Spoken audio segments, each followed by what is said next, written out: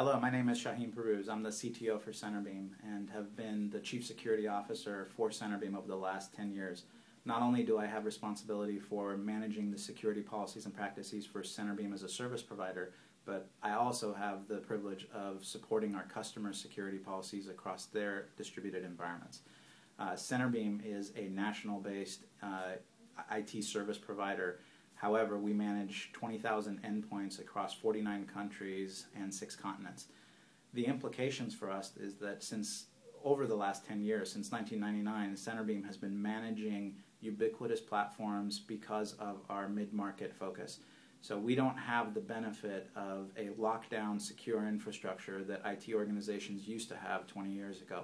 Our environments that we manage are completely heterogeneous, and therefore we had to come up with ways to manage in a consistent fashion across ubiquitous and heterogeneous platforms, meaning PDAs, Macs, platforms like tablets, Blackberries, and so on and so forth. The changing landscape has really caused IT to have to reconsider how they do things, and there's really 2 scenarios that we'll look at in terms of managing the environment. The first is a traditional managing the environment remotely in a distributed fashion. The second is looking at a virtual platform to deliver virtual applications to the desktops, therefore sandboxing the security requirements as opposed to having to manage every aspect of security on the endpoint. In terms of securing the endpoints, there are really 2 vectors for threats that come into the environment.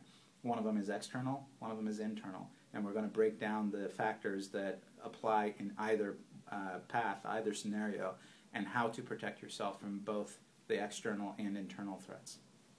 Finally, we're going to walk through common pitfalls that the users in the audience will experience or have experienced as they're trying to deploy and adapt to the new way of doing things in a distributed environment.